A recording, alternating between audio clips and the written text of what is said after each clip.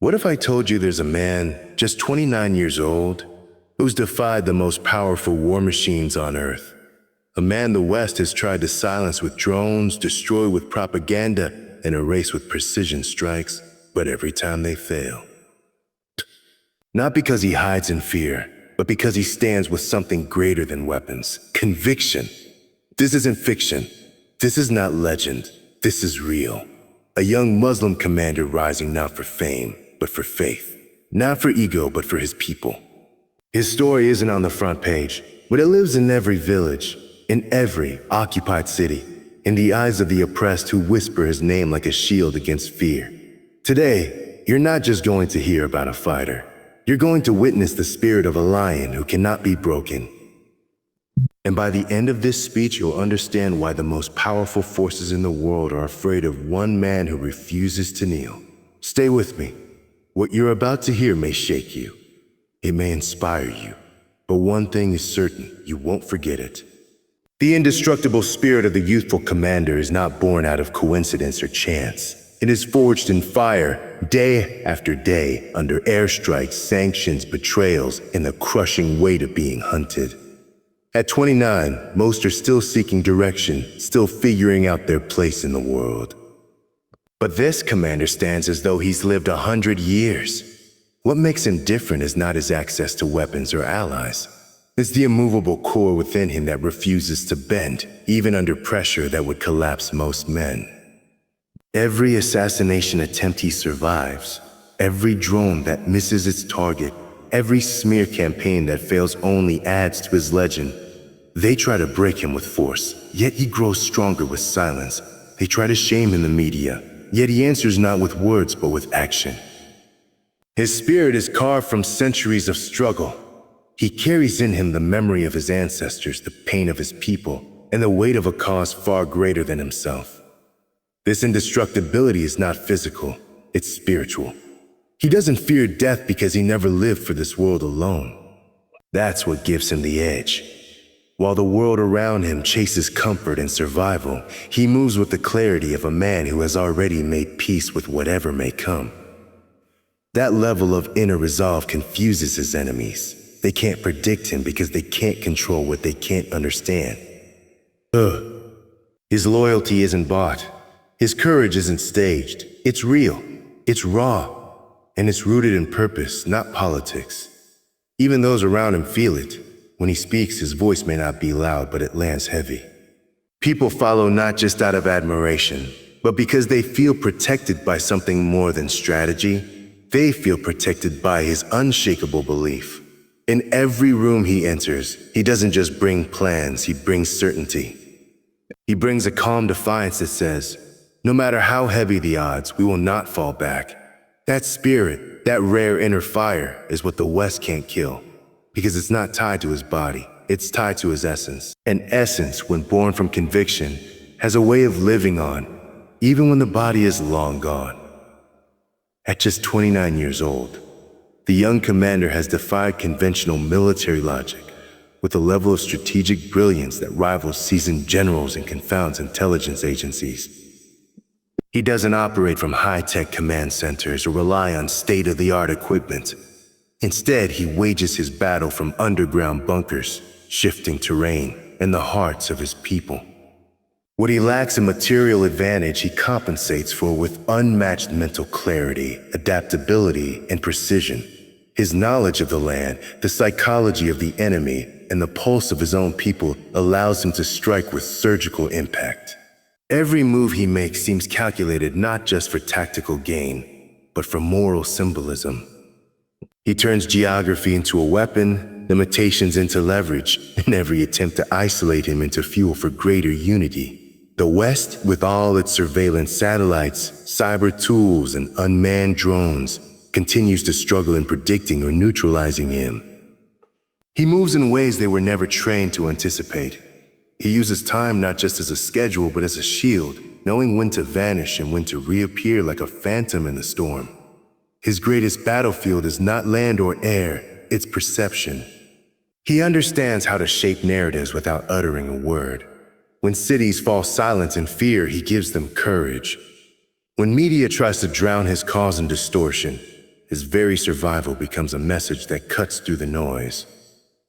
He fights wars without needing to win every skirmish. His victories are not always measured in territory, but in the psychological toll he imposes on forces far larger than his own. More impressively, he commands not with fear, but with respect. Those who serve under him do so willingly, not blindly. Not blindly. He empowers them to think, to lead, to survive. His leadership is decentralized but united in vision, making him nearly impossible to decapitate through conventional military strategies. This isn't just a man trained in guerrilla warfare, he's a master of modern resistance. His intuition on when to engage and when to retreat, when to provoke and when to wait, shows a mind that sees beyond the moment. That clarity, that brilliance in strategy, especially in someone so young, terrifies those who thought age, money, and firepower were enough to win wars. Because this commander is not simply surviving, he's outmaneuvering, outlasting, and outsmarting empires. Faith for this young Muslim commander is not a private ritual or occasional comfort. It is the armor he wears, the compass he follows, and the power source behind every decision he makes. His belief in Allah is not something he carries lightly. It is etched into his very being. In a world where leaders are often swayed by pressure, tempted by wealth, or broken by isolation, his faith remains his strongest weapon. It is what allows him to walk through danger without flinching, to resist the seductive pull of compromise, and to find meaning even in suffering. This is what separates him from his enemies. They fight for power, position, or politics. He fights because he believes he is answering a divine call, fulfilling a duty that extends far beyond the battlefield. This level of spiritual conviction cannot be manufactured, bought, or replicated. It's not theatrics or propaganda. It's evident in how he lives, how he leads, and how he speaks. When he looks into the eyes of his soldiers or the children of war-torn streets, he carries the calm of someone who is grounded in a higher reality. Death is not his enemy. Failure is not his fear. He believes in Qadr, divine decree, and that belief frees him from the chains that paralyze others. That freedom is terrifying to those who oppose him. Because how do you defeat someone who does not seek the things you can take from him? His faith also gives him a different lens through which he sees the world. He does not judge success by numbers or headlines, but by sincerity and intention. He believes that every act done for the sake of God echoes into eternity, regardless of how small or unseen. That kind of thinking removes ego from leadership and places service at the center. When he acts with full conviction that it matters, not because it will be praised, but because it is right. It is this unwavering spiritual foundation that keeps him from crumbling under pressure or losing clarity when the path becomes unclear. His belief is not loud, but it is unshakable. It is visible in his patience, in his silence, and in his courage. While his enemies rely on machines and man-made alliances, he relies on tawakkul, trust in Allah, and in that trust lies the secret to his resilience. Because no weapon, no army, no amount of technology can penetrate a heart that has truly surrendered to its creator. The fear this 29-year-old commander inspires in the halls of power isn't born from the scale of destruction he can cause. It comes from something far more threatening to the powerful, the reality that he cannot be manipulated.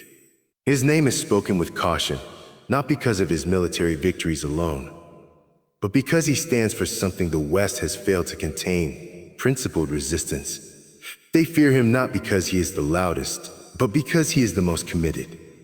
While politicians shift positions to suit the times and commanders measure success by survival, he remains anchored to a vision that cannot be bought, shaken, or silenced. That kind of clarity is rare and terrifying for those whose systems thrive on confusion, division, and distraction. He is a walking contradiction to their strategies. Their tools, bribery, disinformation, threats, slide off him like water on stone. He does not seek refuge in foreign embassies, nor does he dance between alliances. His roots are too deep, his foundation too pure for such games.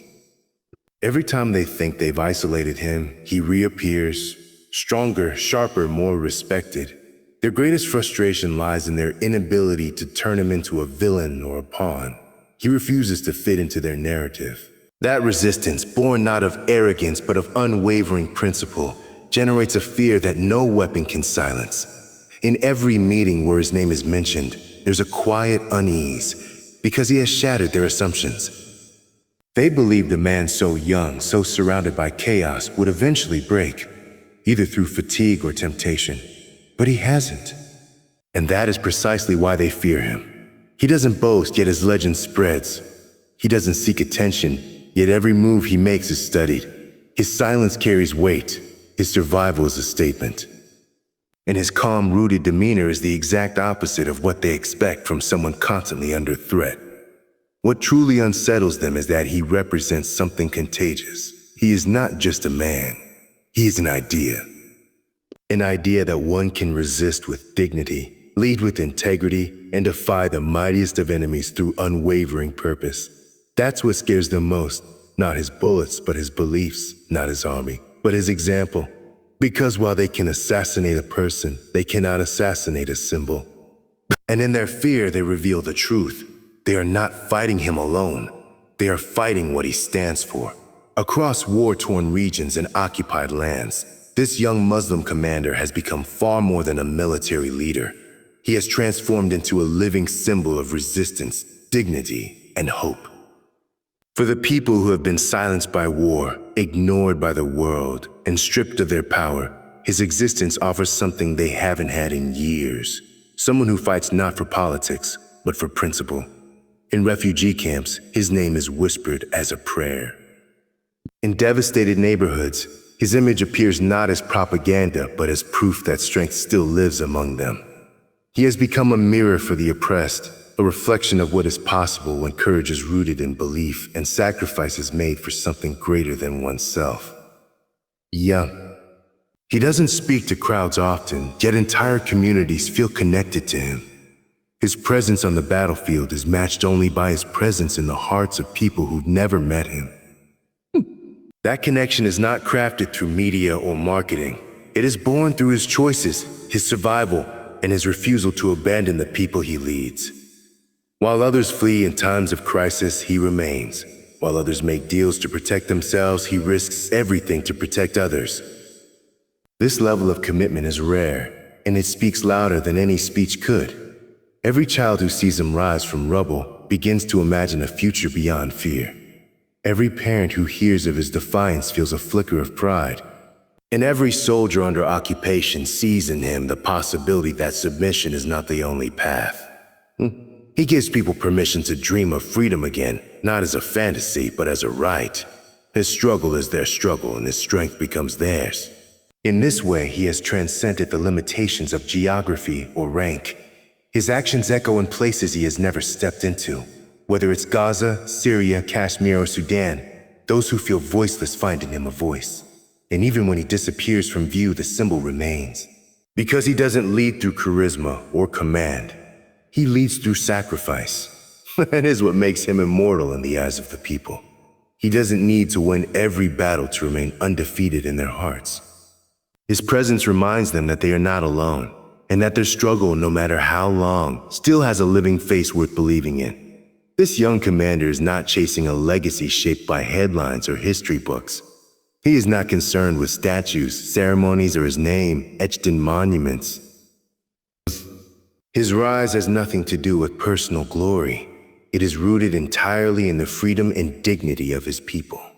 Unlike many who seek fame in the name of revolution, he is defined by humility and silence. His every move is deliberate, focused not on applause but on impact. He does not speak to be seen, nor fight to be remembered. He leads because the mission demands it, because the suffering of his people leaves him no choice. His vision is clear: justice, sovereignty, and truth. And for that, he has given up comfort, safety, and the illusion of a normal life. He understands that leadership is not about power, but about responsibility. He never asked to be followed. He simply walked in the direction no one else dared to go. And people followed because they saw in him a man willing to carry what they could not. He embodies the kind of quiet strength that doesn't dominate a room, but shifts its energy. His life is one of discipline, sacrifice, and service. In the most dangerous situations, he chooses to be present. In the moments of betrayal or fear, he does not waver. That consistency, that deep loyalty to the cause, is what makes his leadership unshakable. He doesn't build his influence through titles or loud declarations. He builds it through nights without sleep, meals skipped to serve others, and choices that cost him more than anyone will ever know. And in doing so, he teaches those around him what it means to lead with purpose. Every small act, guarding a street, protecting a family, enduring under siege, is part of something larger. He has shown that you don't need permission to become the guardian of a people, only the will to keep standing when others fall. His legacy is being written not in books, but in the hearts of the broken who feel seen because of him. He may never live to witness the full impact of his efforts, but he fights as though the day of freedom is near. Not because he wants credit, but because he knows that movements outlive men and that the cause he serves is bigger than life itself. His reward is not recognition. His reward is to know that he stood firm when others turned away, and that one day, even if silently, the world will remember what he gave. So here stands a man not molded by privilege, not crowned by institutions, but forged in fire, faith, and fierce loyalty. A 29-year-old commander the world cannot buy, cannot break, and above all, cannot kill. Not because he is invisible, but because his strength lies beyond flesh and bone. His body may one day fall, but his purpose will rise in 1,000 others. He is not the product of propaganda. He is the product of pain, prayer, and principle. And that is what makes him dangerous to his enemies and legendary to his people. He does not chase the spotlight. He walks straight into shadows, carrying the burden of freedom on his back. This is the real lion, young in age, ancient spirit, and eternal in the hearts of those he defends. To every soul listening, may you carry even a fraction of his courage in your own battles. May you walk with purpose, lead with principle, and never be afraid to stand alone if the truth is with you. Thank you for watching, for reflecting, and for keeping the spirit of resistance alive.